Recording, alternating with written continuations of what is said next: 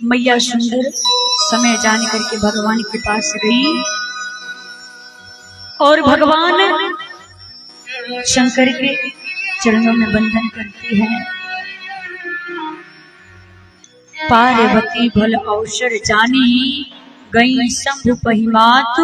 भवानी प्रिया जान करके जानी प्रिया आदर अति कीन्हा वाम भाग आसन हर दीन। अपनी प्रिया जान करके बाबा आसन पे बिठाए और अति आदर किए। आदर नहीं, आदर अति कीन्हा। अच्छा ये बताइए,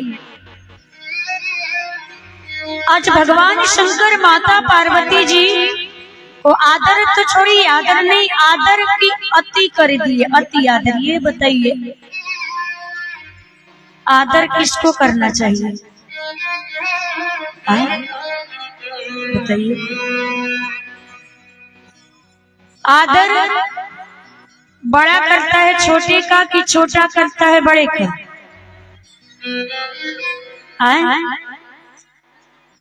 क्या बात है, जोरदार ताली बजा दीजिए भाई। ये हमारे मध्य प्रदेश के सावर गांव की बिटिया बड़ी तेज हैं।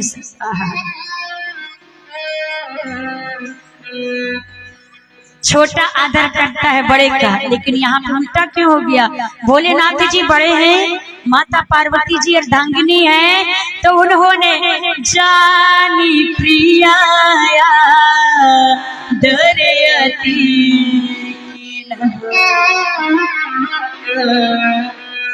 आदर का अति कर दिए। आदर तो समझ में आता है, आदर अति आदर क्यों किए? क्योंकि यहाँ भगवान शंकर जानते थे कि जिस लिए माता पार्वती जी आई हैं। देखिए एक बात है, इस रामचरितमानस में दो ही लोग ऐसे हैं जो आदर का अति कर दिए। दो लोग ऐसे इस पूरे रामचरितमानस में जो आदर का अति कर दिए। एक तो भगवान शंकर और दूसरी नहीं, महाराज दशरथ जी। जब महामुनि विश्वामित्र जी राम लक्ष्मण को लेने आए थे, तो जब वो मांग करके ले करके चले, तब वहां पे महाराज दशरथ ने अति आदर केवल अपने कल्याण नहीं, समस्त जीव के कल्याण के लिए। इसलिए आज माता पार्वती जी को भोलेनाथ जी ने सोचा ये आई है जगत के कल्याण के लिए आए हैं। इसलिए अगर हमारे द्वारा देश का, जन का, समाज का, विश्व का, जीव का यदि कल्याण होता है ना प्यारे, यदि छोटे के द्वारा, तो बड़े को भी चाहिए कि अपना अभिमान को त्याग करके, अपने अभिमान से नीचे उतर करके छोटे का आदर करना चाहिए। इसलिए आज भगवान शंकर ने अति आदर किया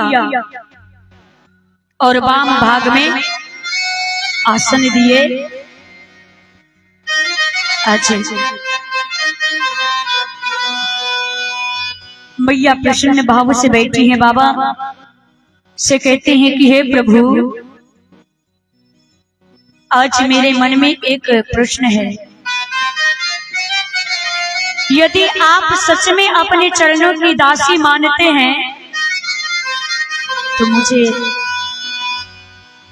एक बात बताइए, मेरे भ्रम को दूर करिए। देखिए आज मैया इतनी प्रसन्न है, क्यों?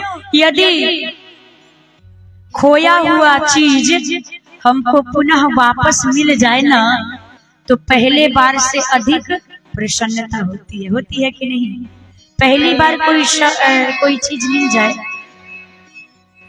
तो उतनी प्रसन्नता तो होगी, लेकिन उतनी, और जो चीज खो जाता है, खोने के बाद हमको प्राप्त होता है, तो वो पहले बार से भी अधिक मुझे प्रसन्नता होती है। बैठे हैं, कहते हैं कि हे प्रभु, यदि सच में आप मुझे अपने मोहरिया ज्ञान,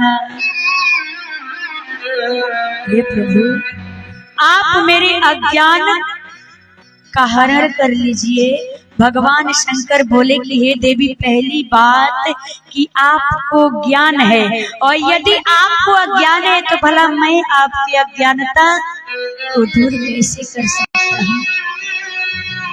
मैया कहती है कि हे प्रभु, इस पूरे ब्रह्मांड में आपको छोड़ करके मेरे अज्ञानता का कोई दूर नहीं कर सकता है। आपको छोड़ करके कोई नहीं कर सकता है। और मैं आपसे उपाय भी बताती हूँ। क्या कही पिछली बार की कथा है, आप उस पे ध्यान मत दीजिए। के माँ कहती है कि हे प्रभु, सरस्वती वेद पुराण सब राम जी के महिमा को गाते हैं। मुनि लोग जो परमार्थ पथ पे चलते हैं वो कहते हैं कि राम जी ब्रह्म है, और आप दिन रात राम राम राम राम जपते हैं। मेरा एक प्रश्न है प्रभु, वेद पुराण सरस्वती आप मुनि लोग जिस राम की चर्चा करते हैं, क्या वो राम सो अवध नृपति सुत सोई, किया अगुनया लखपति कोई। आप लोग जिस राम की चर्चा करते हैं, ये अयोध्या वाले महाराज दशरथ के पुत्र वही राम है, उनके आंगन में खेलने वाले राम है कि कोई और राम है जिसको आप ब्रह्म कहते हो। और जहां तक मुझे पता है कि ब्रह्म का कभी जन्म नहीं होता है, ब्रह्म का कभी जन्म नहीं होता, और ब्रह्म कभी आकार नहीं लेता है, वो तो सदा ही निराकार रहता है। मेरी आपसे एक प्रार्थना है प्रभु, बताइए यदि राम जी एक ब्रह्म है तो भला ब्रह्म एक राजा के घर में पुत्र बन करके कैसे आ सकता है। और यदि वो राजा का एक बेटा है तो एक राजा के घर में जन्म लेने वाले राजकुमार को आप सब लोग ब्रह्म क्यों बताते हैं। पिछले जन्म में मैं उनकी लीला देख करके और इस जन्म में आपके मुख से उनकी महिमा सुन करके मेरे मन में भ्रम हो रहा है। प्रभु सत्य मानिएगा, मुझे अज्ञानी समझ करके मेरे ऊपर कृपा करिएगा। प्रभु मैं भगवान की कथा सुनना चाहती हूँ आपके मुख से। आपसे निवेदन करती हूँ प्रभु। अब देखिए, आपसे एक बात निवेदन करूं कि कथा भी सबको नहीं सुनानी चाहिए। क्यों? जो इस कथा में बैठे हो, भगवान के चरणों में मन न लगता हो, जो कथा में मन नहीं लगाता हो, सुनना ही नहीं चाहता, सबके भाग्य में नहीं होती। 84 लाख योनियों में भटकने के बाद हमें ये मनुष्य तन मिला है। अरे देवता भी जिस तन को पाने के लिए तरस जाते हैं वो तन मिला है हमको और आपको। और ऐसी ही चली जा रही है उम्र धीरे धीरे, चली जा रही है उम्र धीरे धीरे, जा रही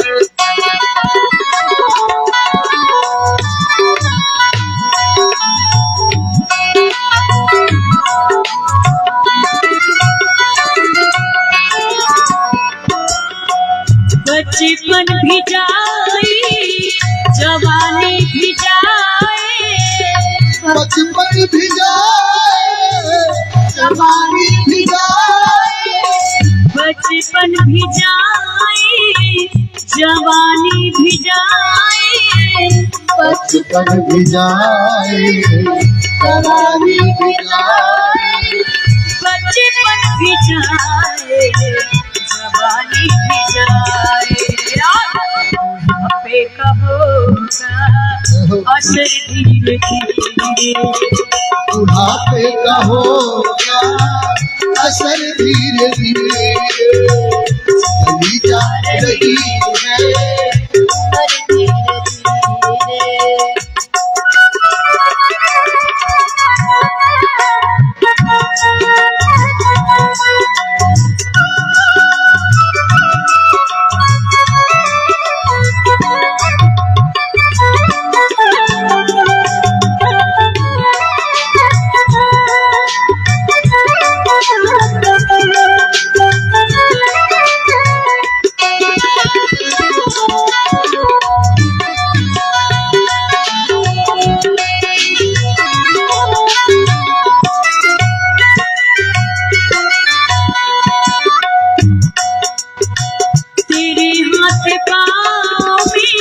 बल न रहेगा, तेरे हाथ पाँव में बल न रहेगा, तेरे हाथ पाँव में बल न रहेगा, तेरे हाथ पाँव में बल न रहेगा, तेरे हाथ पाँव में बल न रहेगा।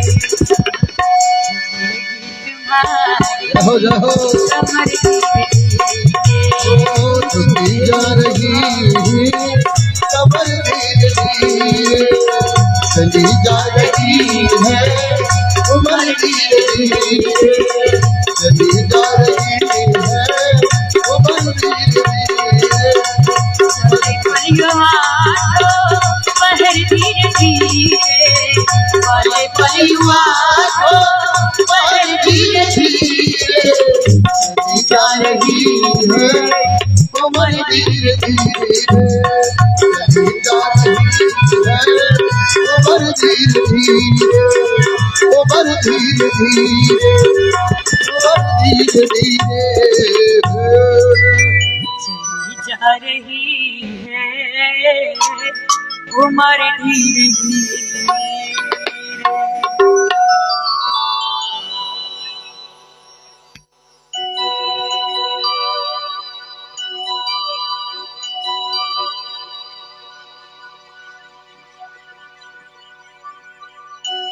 आज मैया कहती है कि हे प्रभु,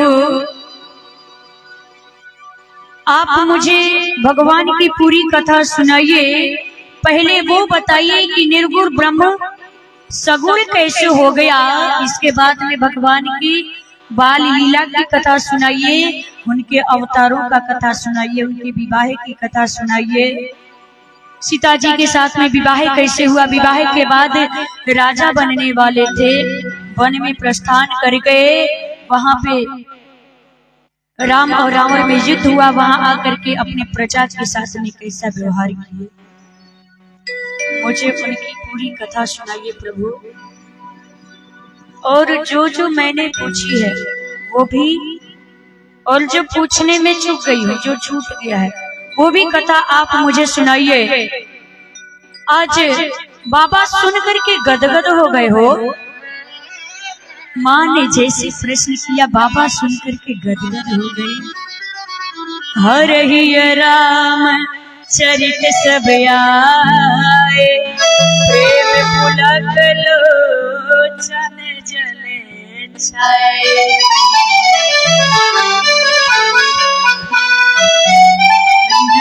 चरित्र आने के साथ ही भगवान शंकर के शरीर का एक एक रोग पुलकित हो गया और नेत्र से प्रेम के अश्रुधार निकल पड़े। और वही भगवान के भक्त का असली लक्षण है।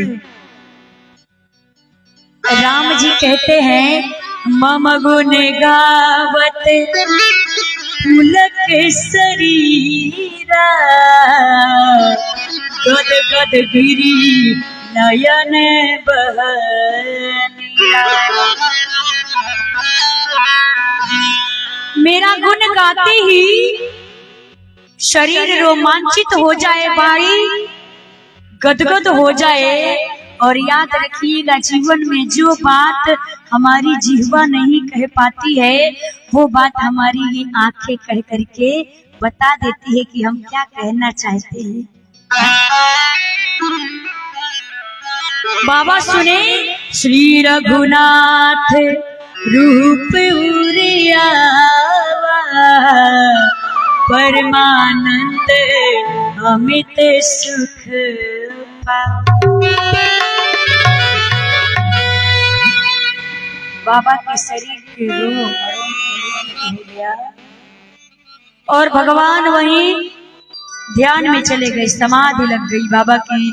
मगन ध्यान रस दंड जुग पुनि मन बाहिर कीन, रघुपति चरित महेश तब हर्षित कर नलिन।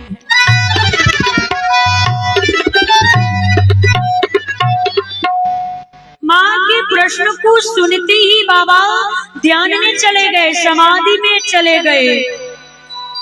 48 मिनट तक 48 मिनट तक समाधिस्थ रही। अच्छा, अब आप कहोगे महाराज ध्यान का जो सुख होता है श्रेष्ठ होता है। आप ध्यान लगा करके देखिए, नेत्र बंद करके भगवान को भजिए, याद करिए, भगवान के चरणों में प्रेम करिए, याद करिए। देखिए कितना सुख प्राप्त हो रहा है। इस सुख को हम केवल अनुभव कर सकते हैं, बता नहीं सकते हैं। ध्यान का सुख श्रेष्ठ है। सबसे ज्यादा सुख हमें कब मिलता है? ध्यान में जाने के लिए। तो भगवान शंकर ध्यान में गए, उसके बाद 48 मिनट बाद ध्यान से बाहर आए। क्यों? जब ध्यान में इतना सुख प्राप्त होता है, इतना आनंद प्राप्त होता है, क्या बात है। तो बताइए भगवान शंकर ध्यान से बाहर क्यों आए? जब ध्यान में इतना आनंद सुख प्राप्त होता ही है, तो हमको ध्यान से बाहर जा करके देख के भजन क्यों करना है?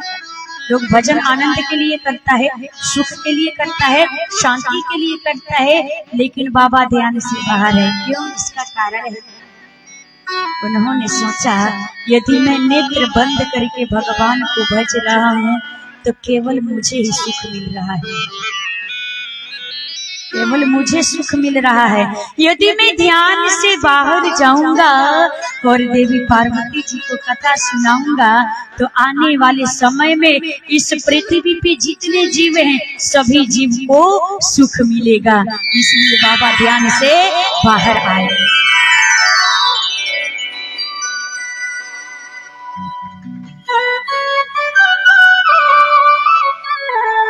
क्योंकि भगवान शंकर कहते हैं कि ये देवी, प्रश्न तो आपने बड़ा सुंदर किया।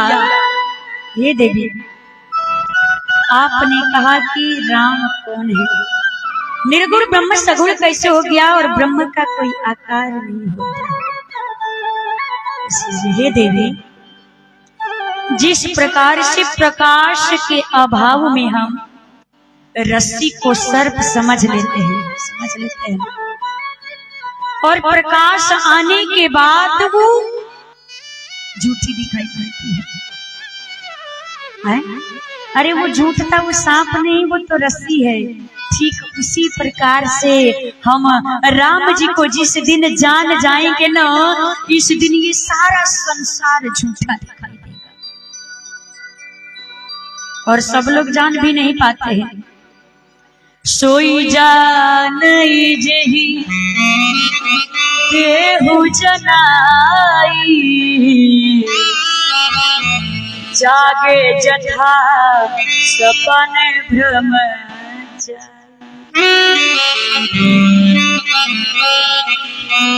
हम रात्रि में स्वप्न देखते हैं, स्वप्न में सब कुछ सच सच में दिखाई देता है कि सच में हो रहा है, और सुबह आंख खुलती है तो ये सब भ्रम है, कुछ नहीं था। हा? इसलिए हम और आप भी इस भ्रम में जी रहे हैं।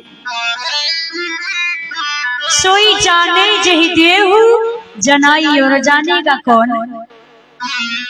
राम जी जिसको जन्माएंगे वही जान सकता है, सब कोई नहीं जान सकता है।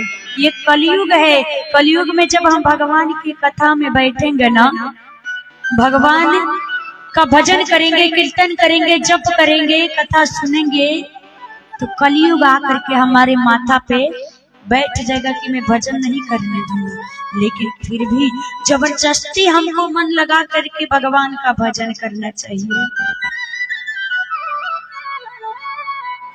मैया के प्रश्न सुनते ही बाबा मंगलाचरण करते हैं।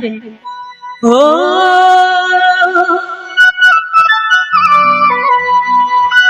मंगल भवन अमंगल हारी,